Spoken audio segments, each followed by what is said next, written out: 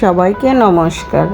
আজ রান্না করব মজাদার একটা ইউনিক রেসিপি। যারা নিরামিষ খেতে পছন্দ করে তাদের জন্য খুবই মজার একটা রেসিপি।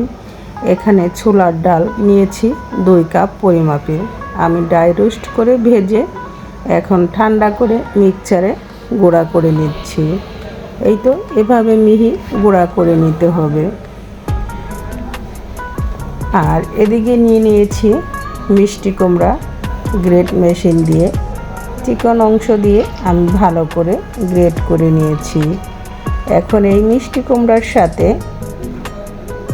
দিয়ে দিচ্ছি স্বাদমতো লবণ, হলুদ গুঁড়া, মরিচ গুঁড়া, আর দিয়ে দিচ্ছি ছানা, আর দিয়ে দিলাম ছোলার ডাল।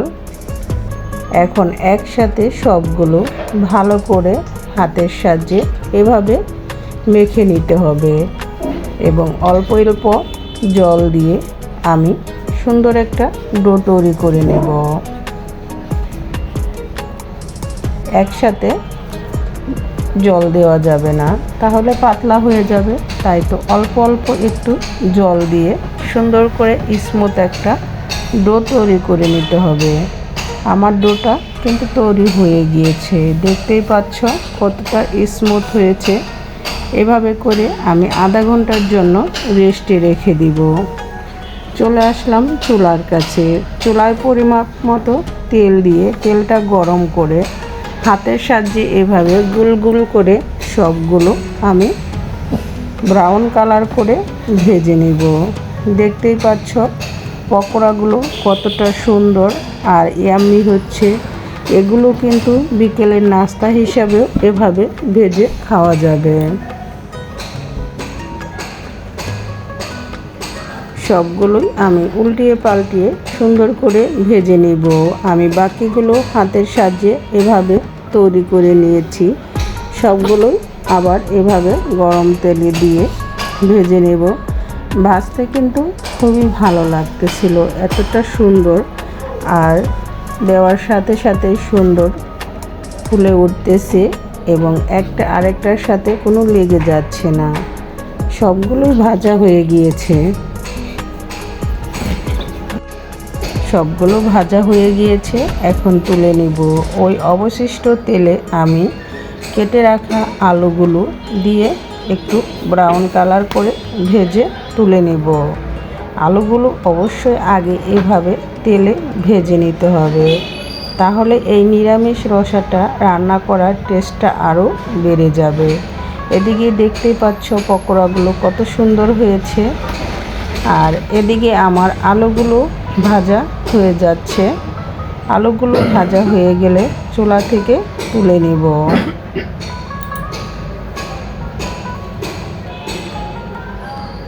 আমি আলুগুলো তুলে নিচ্ছি।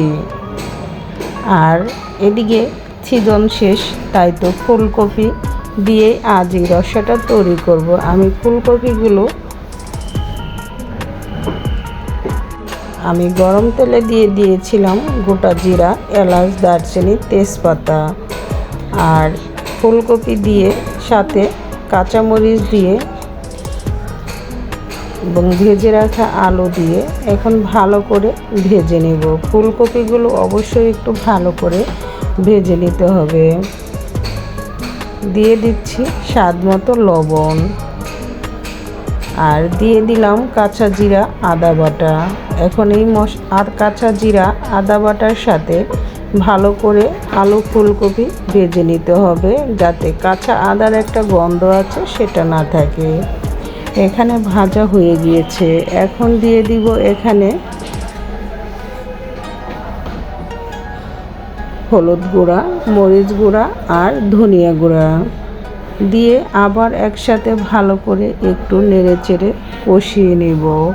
কষানো হয়ে গেলে অবশ্যই এখানে ফুটন্ত গরম জল দিতে হবে, কারণ গরম জল দিয়ে যে কোনো রেসিপি রান্না করলে খেতে এভাবে আবার একটু মশলার সাথে ভেজে নিতে হবে।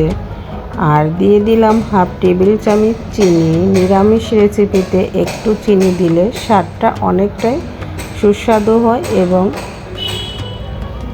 এর গুণাগুণ ব্যালেন্স করে। দিয়ে দিলাম ফুটান্ত গরম জল। এখন গরম জল দিয়ে নেড়ে চেড়ে দিচ্ছি।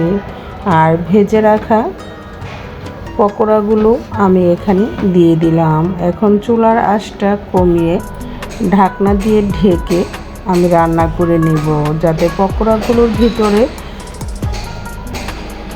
ঝোলটা যেতে পারে এবং ঝোলটা যখন পকোড়ার ভিতরে চলে যাবে পকোড়াগুলো আরও বড় হয়ে যাবে। নামানোর আগে দিয়ে দিলাম জিরা গুঁড়া। দেখতে পেলে বন্ধুরা, এই ছিল আজকের মজাদার রেসিপি। নিরামিষ দিনে এমন একটা মজাদার রেসিপি হলে আর কি লাগে। এভাবে ঢাকনা দিয়ে ঢেকে চুলার আঁচটা লো মিডিয়াম আঁচে রেখে রান্না করে নিতে হবে।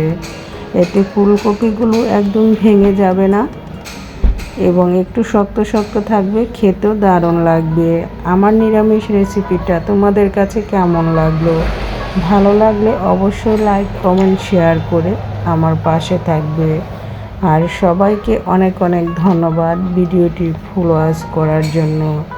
আজকের মতো এখানেই ভিডিওটা শেষ করব। সবার সুস্থতা কামনা করে এখানেই রাখছি।